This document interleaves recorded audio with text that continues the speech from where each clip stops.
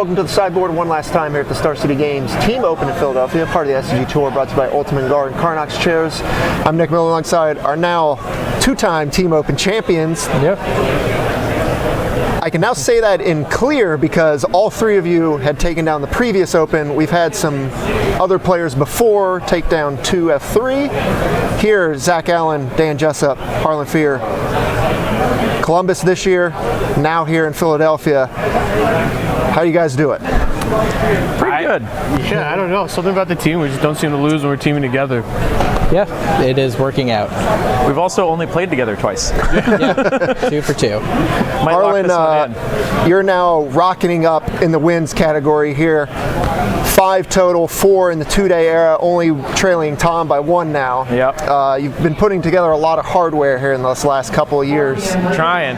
This week, though, the ongoing joke had been you often Harlan other people into tricking them into playing decks that aren't quite as good as you thought they were. Yeah. Ely, a master last week. A lot of people jumped on his Wurza deck. A lot of people played it. Still pretty good to get the job done, but you were not as satisfied with the deck this week. Yeah, I got Ely'd.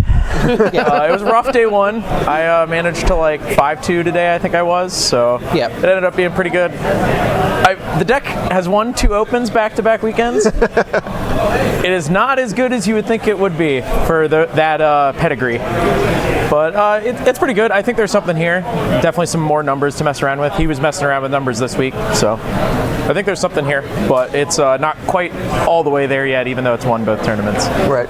Dan, Pioneer has been Dimir Inverter and Lotus Breach was all over the Players' Tours. Band Spirits was one of those decks that popped up. Yep. Sultai Delirium took down one of them. You're just the usual play the best deck. Odd not to see you on the Inverter deck or the Lotus Breach deck. How'd you come to the Delirium deck?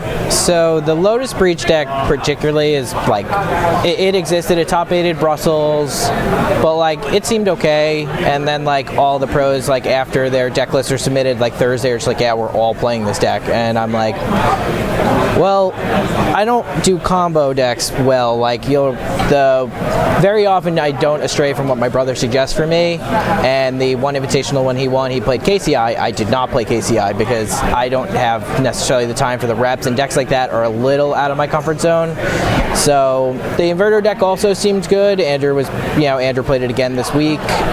Same thing.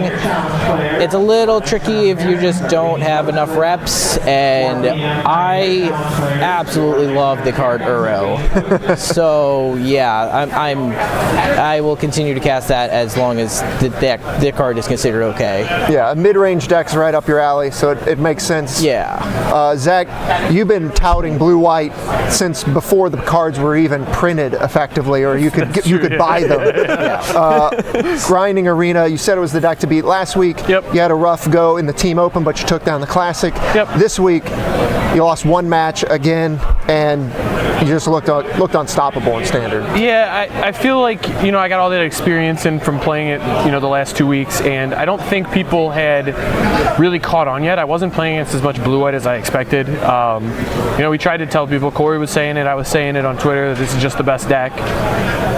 But yeah, I didn't play as many mirror matches, and the mirror matches I did play, they didn't tech for the mirror match as much as I did. So those matches all went pretty well because I just had more technology for it than they did. What were the secrets to the mirrors? You had 3 castles. Yeah, it's Castle Ardenvale. An easy best card in the match. Yeah, easily. Being able to create a relevant game, body, action, anything in their end step at instant speed without spending a card. And it being land drops. Yeah, and it being a land drop, and it's uncounterable. Just all those things, and just puts the pressure on the opponent to make the first move. And if you watch the last game there, my opponent starts hard casting Dream Trawlers on not enough mana to counter fight back, and then ends up losing because he's spending 6 mana on his main phase and getting absorbed. Yep. And it was just because he had the pressure in his court from the castle. Yeah, definitely did the job there. Your only loss to Mono Red in the feature match area to Becky. Yeah, Becky crushed me. But outside of that, the deck performed just as well as you've been bragging about it and talking about it. The deck is, I'm fairly confident it's just the best deck in Standard. I think people were saying some other decks beat it, but in my experience, they don't. If you put in the reps, blue-white's, I think, just the best. I think, there's going to be an adjustment period. People are going to need to figure out how to beat it going forward, and I think that's doable, but this weekend, people just didn't have enough stuff enough for it. What's the way to beat it? Playing a lot of vetoes in the side, or Dobin's vetoes and negates and mystical disputes are all, a pretty good plan. Ways to remove planeswalkers, good. Getting under it's good sometimes, like the right way. Sticky permanents. I don't know exactly the right way to beat it, but there are definitely ways you can beat it. Well, this was a pretty big weekend for all of you for the Players' Championship race. You're all lingering there near the top after just having great starts to the season already. Yep. Dan, you're kind of pulling up now after missing Knoxville, but Yeah. I think you all are pretty much now locked into trying to push for it. Hey, I missed Knoxville too. This is true.